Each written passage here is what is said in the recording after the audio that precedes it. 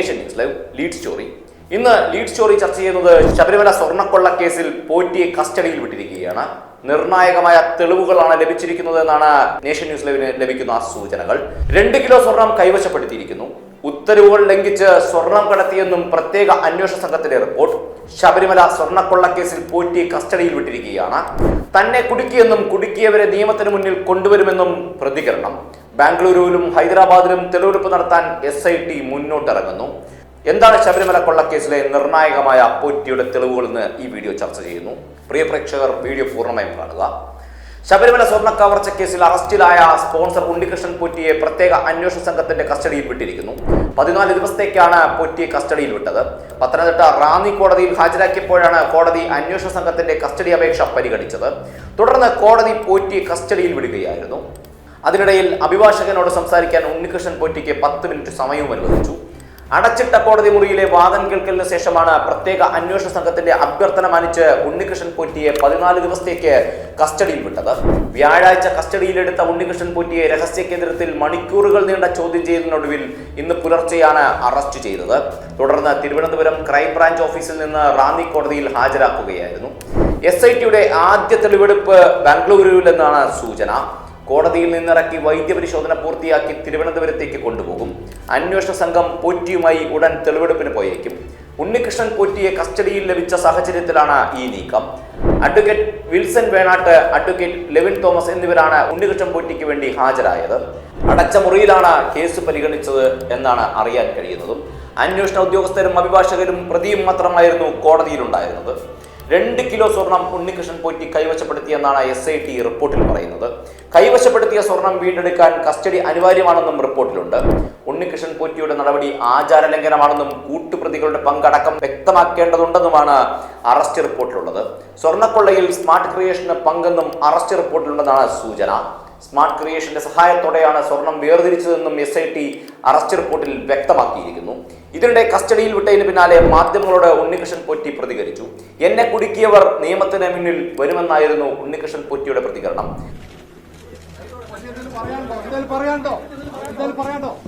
എന്നെ കുടുക്കിയവർ ഇത് നിയമത്തിന്റെ മുമ്പിൽ വരും. ആരാണ് കുടുക്കിയത്? പോലീസ് ഉണ്ണികൃഷ്ണൻ പോറ്റിയെ കോടതിയിൽ നിന്ന് ഇറക്കിക്കൊണ്ടുവരുന്നതിനിടെയാണ് പ്രതികരണം. തന്നെ ആരൊക്കെയോ ചേർന്ന് കുടുക്കിയതാണെന്നാണ് ഉണ്ണികൃഷ്ണൻ പോറ്റി വ്യക്തമാക്കിയത്. ഉണ്ണികൃഷ്ണൻ പോറ്റിയെ തെളിവെടുപ്പിനായി ബാംഗ്ലൂരിലടക്കം അന്വേഷണ സംഘം കൊണ്ടുപോകുമെന്നാണ് അറിയാൻ കഴിയുന്നത്. ഇന്നലെയാണ് ഉണ്ണികൃഷ്ണൻ പോറ്റിയെ പ്രത്യേക അന്വേഷണ സംഘം അറസ്റ്റ് ചെയ്തത്. 10 മണിക്കൂർ നീണ്ട ചോദ്യം ചെയ്യലിന് ശേഷമാണ് അറസ്റ്റ് ചെയ്തത്. സ്വർണ്ണക്കൊള്ളയെക്കുറിച്ച് ഉദ്യോഗസ്ഥർക്ക് അറിയാമായിരുന്നുവെന്നാണ് പ്രത്യേക അന്വേഷണ സംഘത്തിന് മൊഴി നൽകിയതും. ഗൂഢാലോചന കേസിൽ ചെന്നൈയിലെ സ്മാർട്ട് ക്രിയേഷൻസിനും പങ്കുണ്ട്. പുറത്തുനിന്നും ആളെ എത്തിച്ച് സ്വർണം ഒരുക്കിയെന്നും ഉണ്ണികൃഷ്ണൻ പോറ്റി മൊഴിയിൽ നൽകിയിരുന്നു. ശബരിമല സ്വർണ്ണക്കവർച്ച കേസിലെ ആദ്യ അറസ്റ്റാണ് ഉണ്ണികൃഷ്ണൻ പോറ്റിയുടേത്. ഇന്ന് പുലർച്ചെ 2:30 കേസിലെ 1-ാം പ്രതിയായ പോറ്റിയുടെ അറസ്റ്റ് പ്രത്യേക അന്വേഷണ സംഘം രേഖപ്പെടുത്തിയത്. നേരത്തെ പറഞ്ഞ പോലെ 10 മണിക്കൂറിലേറെ നീണ്ട ചോദ്യം ചെയ്യലിനൊടുവിലായിരുന്നു ഈ പറഞ്ഞ അറസ്റ്റ് രേഖപ്പെടുത്തൽ. ശബരിമല സ്വർണ്ണക്കൊള്ള കേസിൽ തിരുവിതാംകൂർ ദേവസ്വം ബോർഡ് ഉദ്യോഗസ്ഥരെ കുരുക്കുന്നതാണ് പോറ്റിയുടെ നിർണായകമായ മൊഴിയെന്ന് വേണമെങ്കിൽ പറയാം. നടന്നത് വൻ ഗൂഢാലോചനയാണെന്നാണ് ഉണ്ണികൃഷ്ണൻ പോറ്റി മൊഴി നൽകിയതെന്നാണ് അറിയാൻ കഴിയുന്നത്. ഗൂഢാലോചനയുടെ ഭാഗമായിട്ടാണ് കൽപേഷിനെ കൊണ്ടുവന്നതെന്നും പലരിൽ നിന്നും പണം കൈപ്പറ്റിയെന്നും പോറ്റി അന്വേഷണ സംഘത്തിന് മൊഴി നൽകുകയും ചെയ്തു. ഉദ്യോഗസ്ഥർക്ക് പുറമെ ഭരണസമിതിയും തന്നെ സഹായിച്ചിട്ടുണ്ടെന്നും ഇവർക്കെല്ലാം താൻ പ്രത്യുപകാരം ചെയ്തിട്ടുണ്ടെന്നും പോറ്റി അന്വേഷണ സംഘത്തിന് മൊഴി നൽകിയതായാണ് അറിയാൻ കഴിയുന്നത്. ഈഞ്ചക്കലിലെ ക്രൈംബ്രാഞ്ച് ഓഫീസിൽ 10 മണിക്കൂറോളമാണ് ഉണ്ണികൃഷ്ണൻ പോറ്റിയെ ചോദ്യം ചെയ്തതെന്നാണ് അറിയാൻ കഴിയുന്ന റിപ്പോർട്ട്. ക്രൈംബ്രാഞ്ച് SP P വിജോയുടെ നേതൃത്വത്തിലായിരുന്നു ആദ്യഘട്ട ചോദ്യം ചെയ്യൽ. തുടർന്ന് SP ശശിധരനും രാത്രി 12:30 ഉണ്ണികൃഷ്ണൻ പോറ്റിയെ ചോദ്യം ചെയ്യുന്ന നടപടിയുടെ ഭാഗമായി എത്തി. രാവിലെ തന്നെ പോറ്റിയെ പത്തനംതിട്ടയിലെത്തിച്ച് ഉച്ചയോടെ റാന്നി കോടതിയിൽ ഹാജരാക്കി. ദ്വാരപാലക ശില്പപ്പാളികളിലെ സ്വർണ്ണക്കൊള്ള, കട്ടിലപ്പടിയിലെ സ്വർണ്ണപ്പാളി ചെമ്പാക്കി അട്ടിമറി എന്നിങ്ങനെ 2 കേസുകളിലും പ്രതിയാണ് ഈ പറഞ്ഞ ഉണ്ണികൃഷ്ണൻ പോറ്റി. ശബരിമലയുടെ മറവിൽ പോറ്റി ലക്ഷങ്ങൾ കൈക്കലാക്കിയെന്നാണ് വിജിലൻസ് റിപ്പോർട്ട്. സ്പോൺസർ എന്ന് അവകാശപ്പെട്ടിരുന്ന ഉണ്ണികൃഷ്ണൻ പോറ്റി സ്വർണം പൂശലിൽ ആകെ ചെലവാക്കിയത് 3 ഗ്രാം മാത്രമാണ്. 56 പവനോളം അടിച്ചെടുത്തു. ഇപ്പോഴത്തെ വിപണി വിലയിൽ ഇതിന് 50 ലക്ഷത്തോളം രൂപയുണ്ടെന്ന് ഓർക്കുക. ആരാണ് യഥാർത്ഥത്തിൽ ഉണ്ണികൃഷ്ണൻ പോറ്റി? വീഡിയോ ചർച്ച ചെയ്യുന്നത് അതിലേക്ക് കൂടിയാണ്. തിരുവനന്തപുരം കിളിമാനൂർ പുളിമാത്താണ് ഉണ്ണികൃഷ്ണൻ പോറ്റിയുടെ സ്വദേശം. ബാംഗ്ലൂരുവിലെ ശ്രീരാംപുര ക്ഷേത്രത്തിൽ ജോലി ചെയ്ത പരിചയവുമായാണ് 2007 ഉണ്ണികൃഷ്ണൻ പോറ്റി ശബരിമലയിലെത്തുന്നത്. കീഴ്ശാന്തിയുടെ സഹായിയായിട്ടാണ് തുടക്കം. പിന്നീട് ഏതാനും വർഷങ്ങൾക്കുള്ളിൽ ദേവസ്വം ബോർഡ് അംഗങ്ങളുടെയും ദേവസ്വം മന്ത്രി അടക്കമുള്ള ഉന്നതരുടെയും അടുത്തയാളായി മാറുന്ന പോറ്റിയെയാണ് എല്ലാവരും കണ്ടതും. കർണാടകയിലെ സമ്പന്നരെ ശബരിമലയുമായി ബന്ധിപ്പിക്കുന്ന കണ്ണിയായി വളരുകയും ചെയ്തു. യാതൊരു വരുമാനവുമില്ലെന്ന് വിജിലൻസ് കണ്ടെത്തിയ പോറ്റി ലക്ഷങ്ങളുടെ വഴിപാടും സംഭാവനയുമാണ് ശബരിമലയ്ക്ക് നൽകിയത്.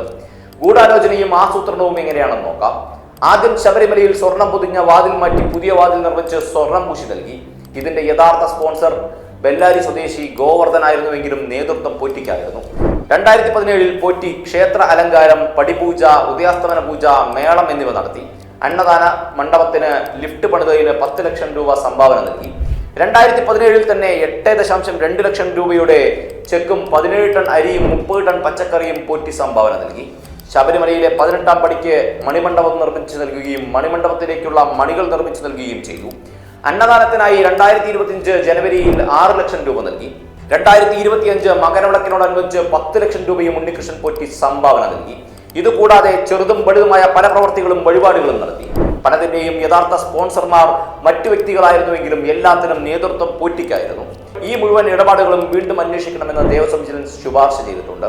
2019 ജൂണിലും ഓഗസ്റ്റിലുമായി 21 പാളികൾ സ്മാർട്ട് ക്രിയേഷൻസിൽ എത്തിച്ച് അതിലെ 989.8 ഗ്രാം സ്വർണം വേർതിരിച്ചെടുത്തു.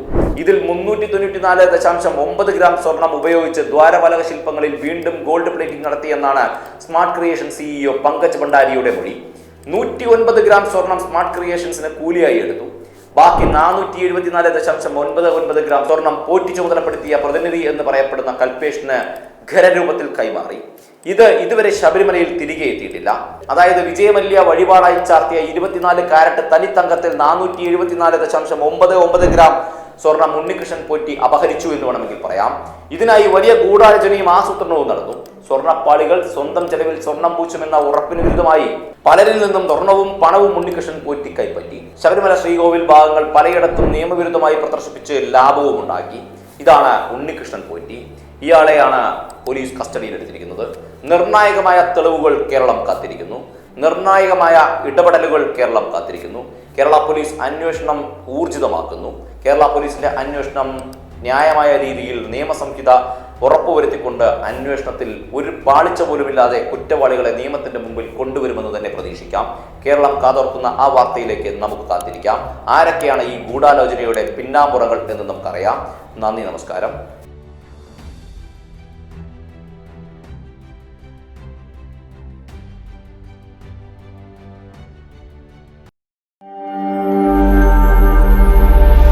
നാഷൻ ന്യൂസ് ലൈവ്, സത്യം, ചരിത്രം, വർത്തമാനം.